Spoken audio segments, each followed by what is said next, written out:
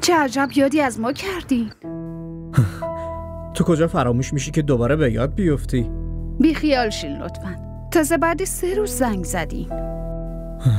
راستشو بگم الینا، این روزا خیلی سرم شلوغه. در واقع واسه همین مسئولیت خریدای عروسی رو به زن داداش حنا و شهرزاد واگذار کردم. که اینطور هنوز ازدواج نکرده از مسئولیتاتون فرار میکنی؟ بی خیال لطفاً، اصلا اینجوری نیست.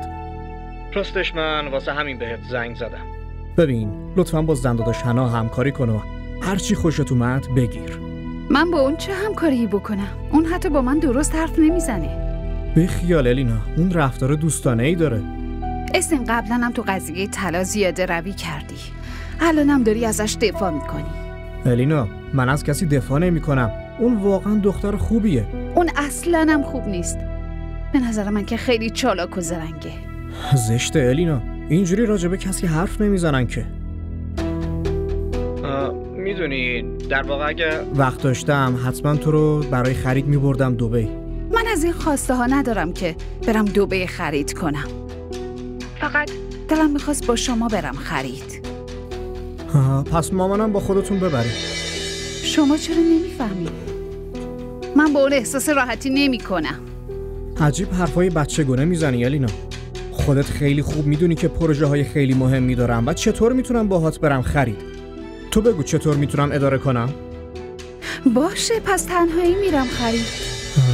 نه الینا، ببین من اصلا خوشم نمیاد که تنهایی تو مرکز خریدا بگردی.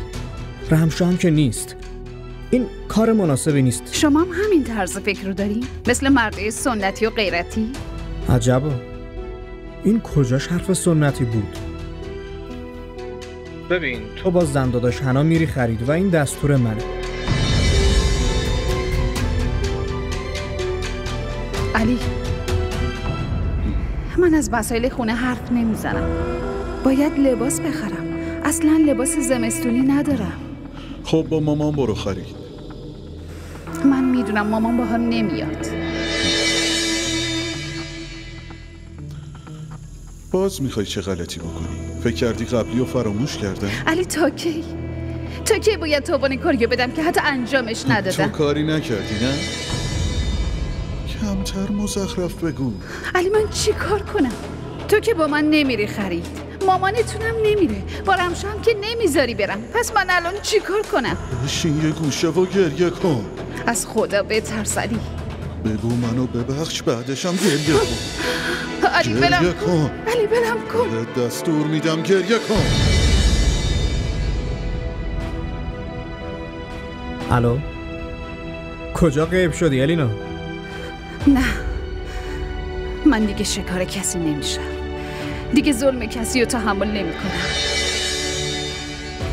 من این دستورتو قبول ندارم. من به شوهری نیاز ندارم که بخواد بهم دستور بده و به عنوان کنیز از من استفاده کنه. یکم فکر کن الینا، ممکنه عواقب خوبی نداشته باشه. من فکرمو خوب کردم. اینطور عجله نکن الینا. تو قبلا یه بار طلاق گرفتی. اینو خیلی خوب میدونم. به این دلیل میتونم نامزدی رو به هم بزنم. شما چرا به هم میزنی؟ من این نامزدی رو به هم میزنم. من به کسی نیاز ندارم که انقدر تنگ نظر و دارای افکار پوسیده است. میفهمی؟ فکر کنه که زنش نوکرشه. و یه چیزی بهتون بگم، مردی مثل شما با زنی مثل حنا بهتر میتونن کنار بیان. فقط خفه شو.